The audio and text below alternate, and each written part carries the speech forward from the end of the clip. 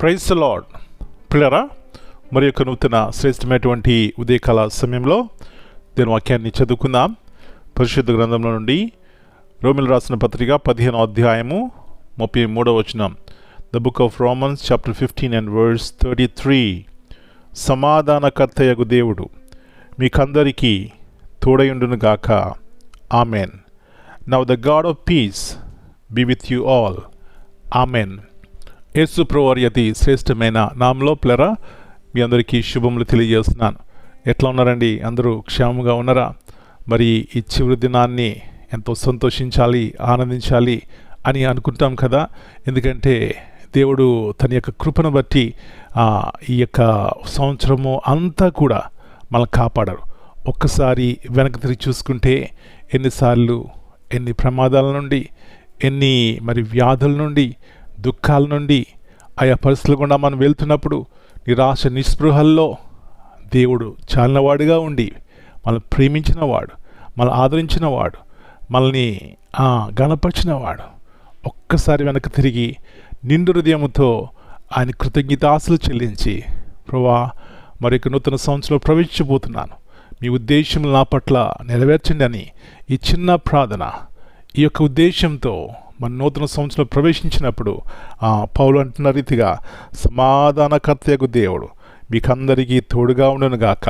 అవునండి, ఆయన మన ఇంట్లో ఉంటే, మన జీవితాల్లో ఉంటే ఎప్పుడూ సమాధానమే. అంటే అన్ని పరిస్థితులు బాగున్నప్పుడే సమాధానమా అంటే కాదండి.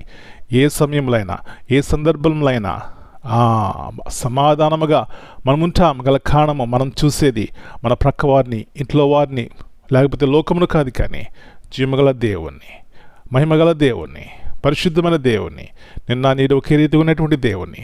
కాబట్టి అలాంటి విశ్వాసంతో ఆయన వైపు చూసి కృతజ్ఞతతో నూతన సంవత్సరంలో ప్రవేశిద్దాం.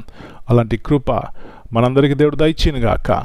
ప్రార్థన చేసుకుందాం. ప్రభువా పరిశుద్ధమైన తండ్రి, మరి నూతన ఉదయకాల సమయాన్ని బట్టి మీకు వందనాలు నాయనా.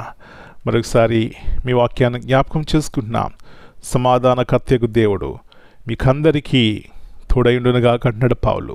ప్రభువా మీరు మా పక్షముగా ఉన్నారు, తోడుగా ఉన్నారు, ప్రతి దినము తోడుగా ఉన్నారు, ప్రతి క్షణము తోడుగా ఉన్నారు. కాబట్టి మేము ఇంకా బ్రతుకున్నాం. అది మీ కృప నాయనా. నిండు హృదయంతో కృతజ్ఞతతో మా జీవితాలు ఉండడానికి సహాయం ఇచ్చేయండి. గత కాలంలో ఎన్ని రోగాలు, ఎన్ని వ్యాధులు, ఎన్ని దుఃఖములు, ఎన్నిసార్లు ప్రభువా ఆయా రీతిలుగా నిరాశ నిస్పృహలో మేము ఉన్నాం. అయినప్పటికీ మా పక్షంగా మీరున్నారు ప్రభువా.